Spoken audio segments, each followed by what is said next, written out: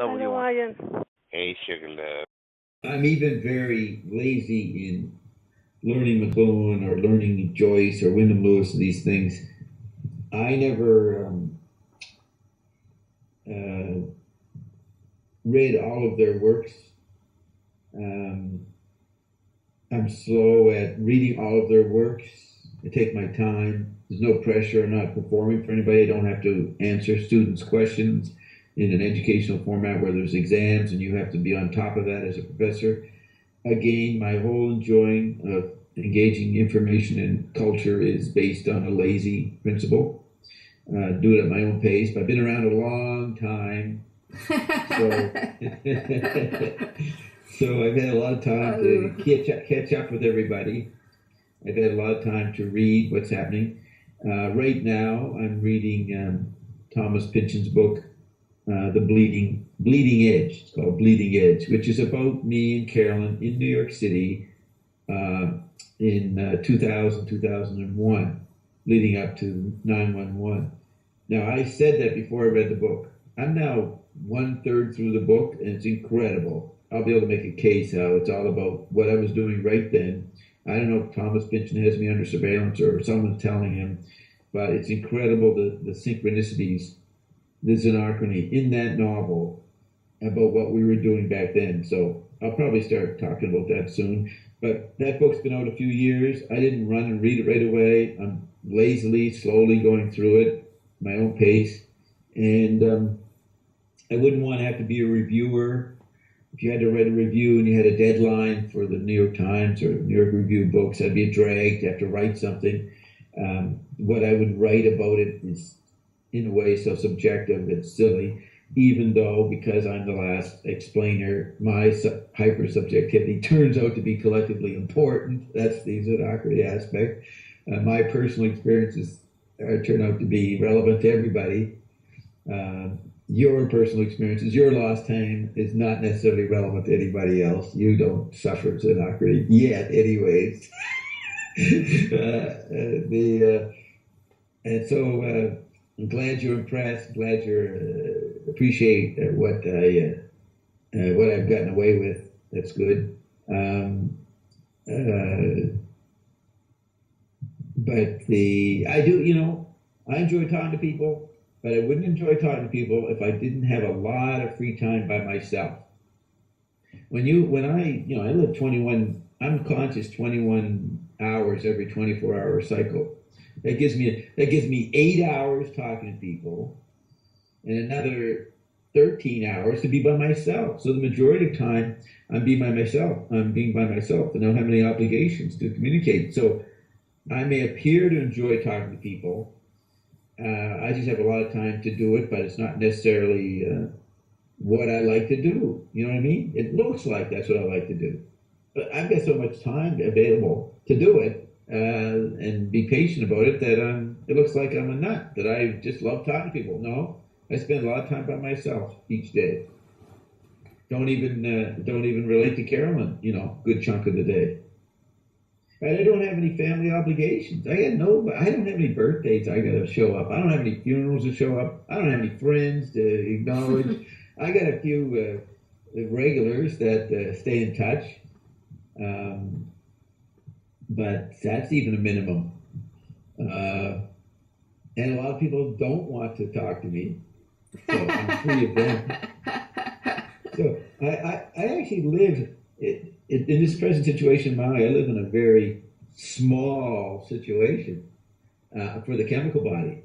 Very small number of people, small activities. I don't use a car. Don't get in the car very often. But I can be on the phone and on the chip body, a lot.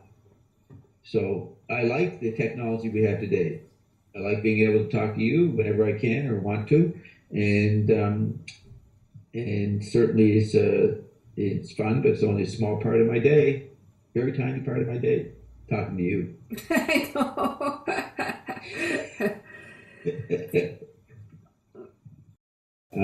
I'm not aware personally of how I got the Illuminati going as Ian says I did.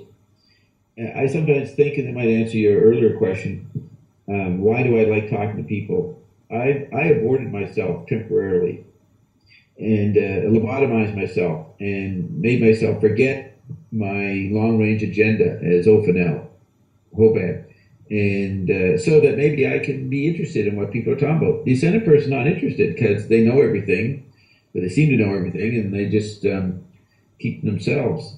Um, so they say genius is somebody who's got very good extra powerful ears, extra powerful eyes, extra powerful muscles. They are extreme in their body structure, and that aberration, extension, extremities of their talent makes them unique, and they produce genius work. Um, my genius is I made myself stupid. A centered person who temporarily forgot. This is the forget mechanism in me. Forgot that I was a centered. Can't remember what the agenda was, and instinctively acted out regardless. And that would be why the android syncs up with me. I'm acting out what I planned without an awareness of it.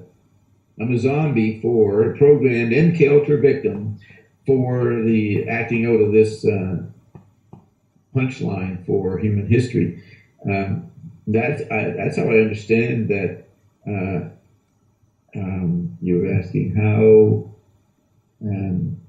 Why the synchronicity happens in the android meme, why these things sync up. Ian says I live ahead of myself. I'm not aware of living ahead of myself, but I'm always planning, orchestrating events to sync up in retrospect with what the android meme exposes people involved in.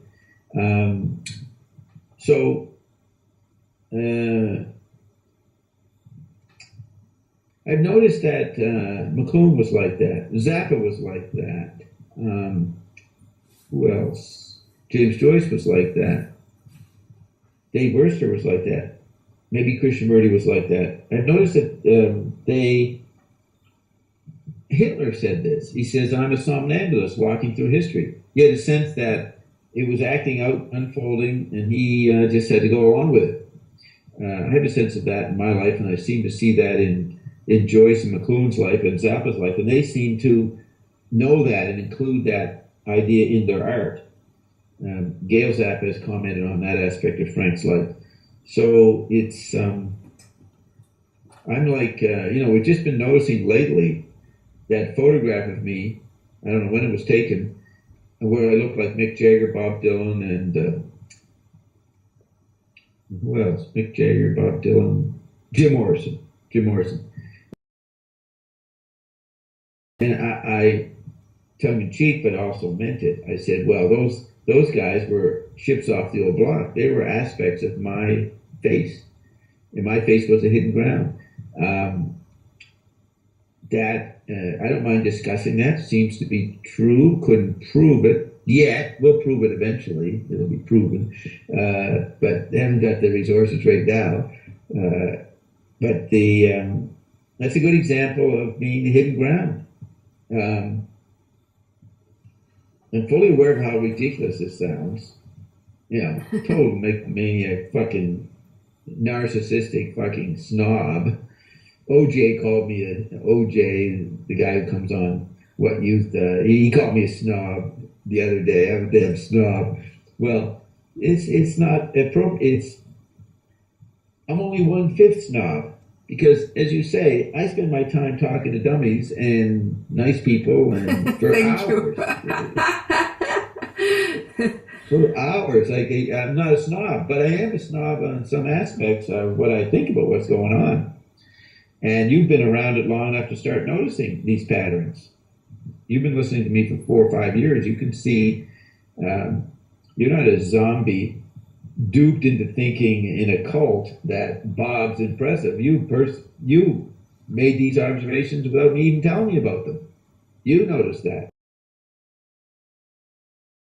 Yeah, I'm acting out an ascended person who's forced to turn little men into entertainment because I'm here for a long time and entertain myself. It's like in the Emerald Tablets, Thoth lays out what it's like to be an ascended person among little men and lays out how to act if you're ascending. You don't tell the little man that you're around. They get all worked up. They basically want to kill you. So the final art form is to use the mouth, the darting mouth, an easy form of communication, easy form of art, just talking, and show that to be the most revolutionary art form and cause incredible changes in humanity. That would be the theatrical part. I mean, the Everett said I was a playwright, so I consider myself the final Shakespeare, and making an amazing theatrical performance here, which is like a reminder of what an ascended person was forced to do. And it's not, and once you get that message, then you don't get hypnotized by the ascended situation. You start developing it yourself. You don't depend on anybody. So I'm the last school, the last communication in a post-information society. That's I think the contradictions are explained that way. And so you can read a famous artist. They write and explain their theory of communication, the theory of their art. I'm telling you my theory of my art and explaining it. And it's not snobbery. It's based on decades of pattern observation. I mean, there are very intelligent people who have little man egos who are totally insulted by what I talk about. I think that's their problem. I don't think they want to accept their own megalomania. They don't want to do that. They want to pretend they're fair and just and don't have a big ego. They don't want to develop their inner snobbery. I mean, the way Ian tells you, you got to develop your inner snobbery. You want to be ascended, you got to develop your inner snobbery. You have to be totally indifferent to anybody. You don't even be indifferent that you killed them. You don't even be concerned that you killed some people. If you felt you had to kill some people, well, you bring in the angels and you smoked them. I mean, that's pretty antisocial talk. We really do have dangerous antisocial talk from Ion on the nature of being ascended. The mind really rebels against the idea that there's no negative. Ion, in one of the recordings, Tea with Vatican City, talks to the cardinals that were listening on Melting Titanium one Tuesday night, and points out that to be a Christian, you allow Jesus to come into your heart, into your mind, into your being. You allow Jesus to possess you. And Ion was saying that that's demon. That's talking like you're allowing a demon to come in you. And that's an interesting point Ion makes, that if Ion is a demon, it's no big problem. I'll talk to a demon if I understand that he can't hurt me. Ion could be considered a demon. A lot of the antisocial talk that Ion makes, general political correct antisocial stuff, Ion could be interpreted and will be interpreted as a demon. Part of the recognize there's no negativity. Demons are not something to be afraid of. They can't hurt you. So this timidity that you witnessed at the McLuhan Salon of the panelists, that's little man fear, based on thinking they get one life and they got to have their shit together so that they can keep being paid, so they can have survival. All those limitations of the little man about preserving its image, that really has to be dropped. In other words, the idea that you're going to become a saint or a good person, most people are trying to present themselves as a reasonably tolerant, good person that's not a threat to the group they're working in, employed in. And to present yourself as to allow the fact that you also have demons that can take over you, or you can become a psychopath and just start killing people. Most little people aren't comfortable with that potential. That puts a strain on social interaction. But the more confident you are, the more indifferent you are to being killed, you wouldn't worry about that. You wouldn't worry about what kind of excessive behavior antisocial behavior someone might perform around you. That's a good challenge to how much people say, oh, I'm not afraid of death. Yeah, but an actual practical expression of that was, can you handle being in a prison-like situation and deal with the psychopaths in jail, where if somebody has a grievance about you, they can organize the situation and knife you and kill you. And no one will know. No one will care. That's a very cold environment to most people. But you got to get used to that coldness. That's part of ascending. Recognizing that there's nothing else besides yourself, and it's the interaction with other people that's the perk. So you can say I spend so much time alone, the cold, paranoid isolation of my own godhood, that I'll talk to anybody to get out of that. I talk to anybody to get out of the infinite coldness of my natural environment. And let's see what else. There's another point. So, yes, people do want to appear not a threat. Among ascended people, they can threaten each other, smote each other with angels, apparently, just a drop of a hat. So, you got to toughen up yourself that you are not afraid of the fact your friend will kill you in 5 minutes from now. For some trivial reason. So you don't have to worry about appearing to be a nice person or a person that won't hurt anybody. As Ian says, and we'll end with this point, Ian says, don't trust anybody. Trust is a big mistake. And I like to quote the song from the movie Oh Lucky Man, 1974, with a song, Alan Parsons or somebody like that sings a song that's the title song. He says, you're a lucky man if you found somebody in whom you can trust. If you have found someone in whom you can trust, you're a lucky man. That's such a deep requirement of a little man, of a human being, of a little woman. They require trusting someone. That's really the first extending your power outside of yourself. You're relying on that person to appreciate you, and they won't do you in, they won't kill you, and you're trusting. You're forgetting that you don't require that trust. You can survive whatever attack you would survive. Part of being a spiritual person is that you can move to other worlds and look like you're committing suicide all over the place. Like you, in the future, or in a place which is existing now, but we haven't allowed to happen, you'll be able to move from one world to another in a short span of time and look like you killed yourself. Like today, what'd you do today? Well, I committed suicide in 4 worlds. So 4 different worlds to witness my exit.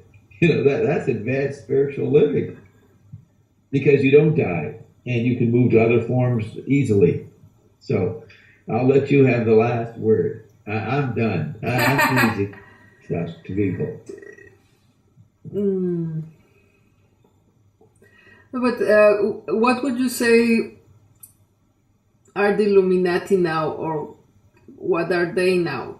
And also, Ion says that we are all going to have our own light, so we are going to be the real Illuminati, is like being able to shine and don't need even sunlight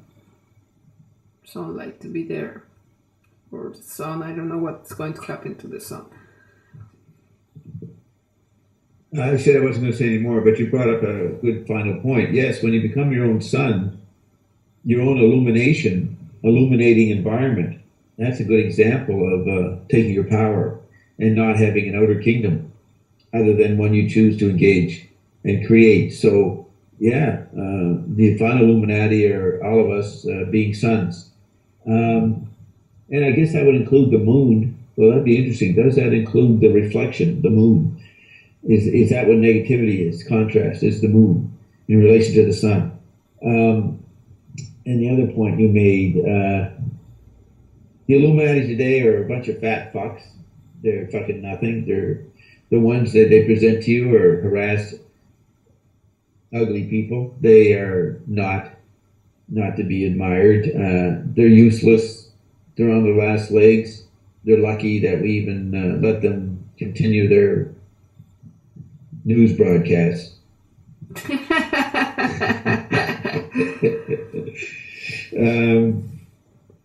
So we're the last Illuminati. I started it. I started the solution. Therefore, I have to be the solution. I create the problem. I said, we got a problem here. We got too many little men. Us ascended people got to tell the little men about us. And all the ascended people say, you're fucking nuts, problem. They're not worth telling. It's no, I think we should tell the people. So I set it up so we have a global communication environment that I could enter and tell everybody the wonderful news that what they thought was happening ain't happening. And I'm the first to tell you and the last. So I created a disease and offered a cure. And it worked. It was just it worked. The pressure to call non-physical, like, hey, okay, we want the power again. That's right. I did that. Play is like a replay, like a repetition. Right. So what's your question about it? Yeah. How do we get out of the cycle of repetition? You don't want to get out of the cycle. You want to get into the cycle. Oh. And how do we get in? By repeating. What do we have to repeat or to replay? Archetype? Repete. Doesn't sound like a desirable activity. I understand, but that's what you got to do.